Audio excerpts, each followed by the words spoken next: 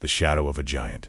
In the year 336 BC, a 20-year-old king inherited a throne built on blood and ambition. He didn't just want to rule a country, he wanted to own the horizon.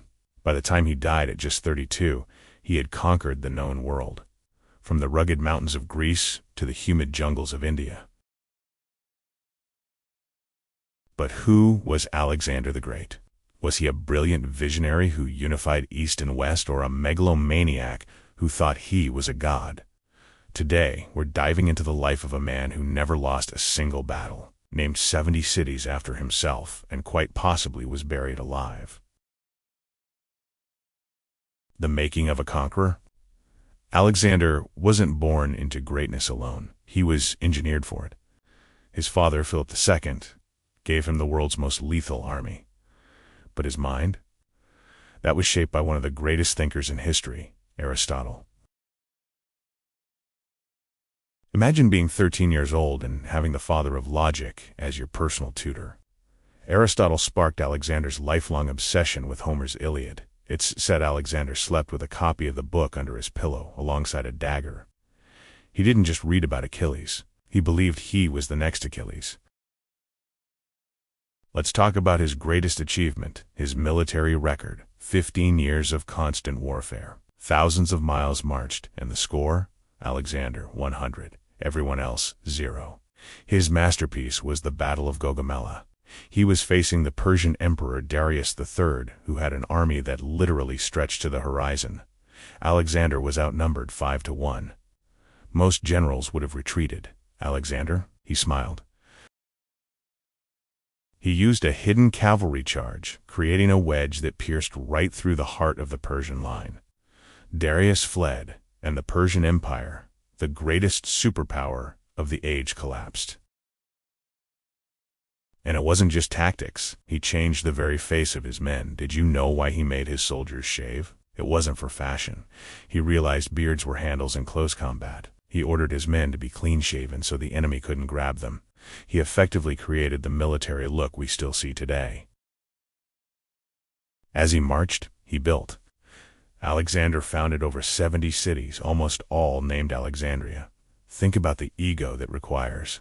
The most famous, of course, is Alexandria in Egypt, which became the intellectual capital of the world for centuries. But he wasn't just obsessed with himself. He loved his companions. When his horse, Bucephalus, died in battle, he founded a city named Bucephala in its honor. He even founded a city for his favorite dog, Peritas. He was a man of extreme ambition and extreme loyalty. The mystery of the end. But every legend has an end.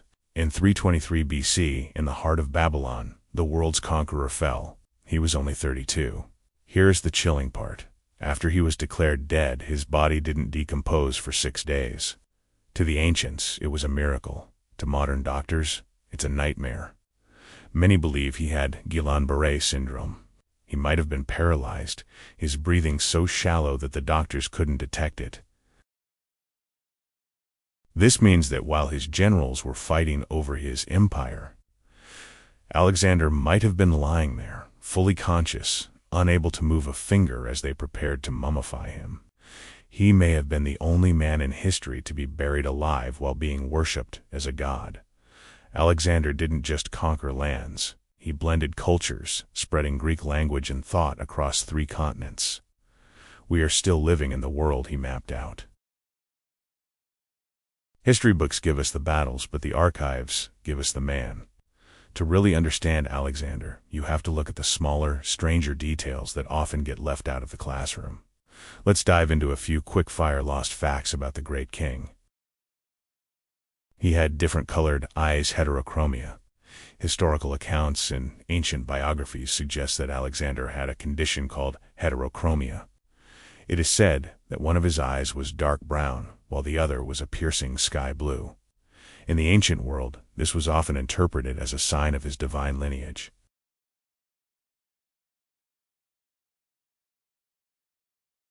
He naturally smelled like perfume.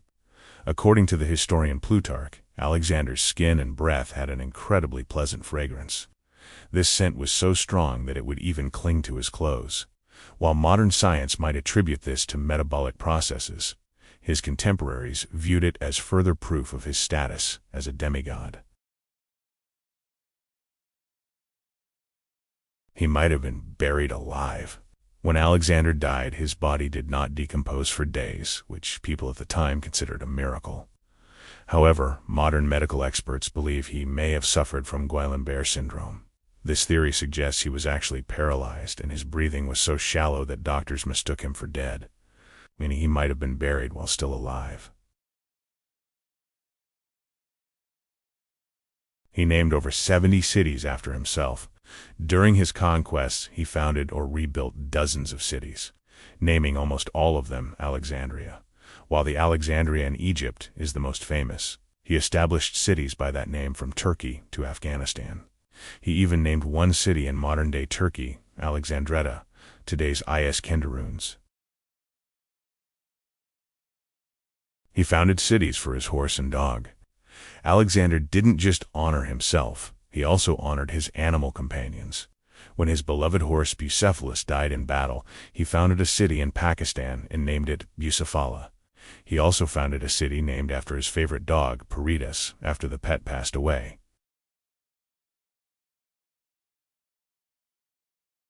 Tutored by Aristotle, slept with Homer. His father, Philip II, hired the great philosopher Aristotle to be Alexander's private tutor. Alexander was a passionate lover of literature.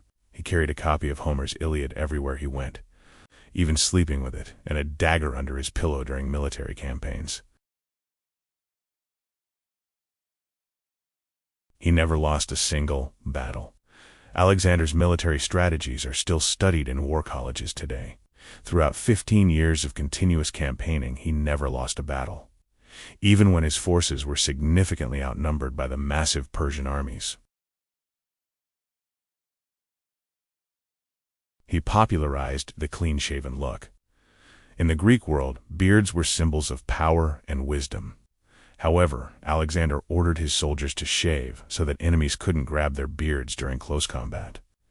He stayed clean-shaven himself, creating a new fashion trend that lasted for centuries among Hellenistic leaders.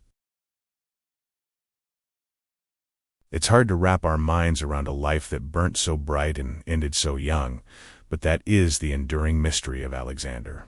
He was a bridge between two worlds, and a man who refused to accept the word impossible. If you enjoyed diving into the life of the King of Macedon today, make sure to stick around.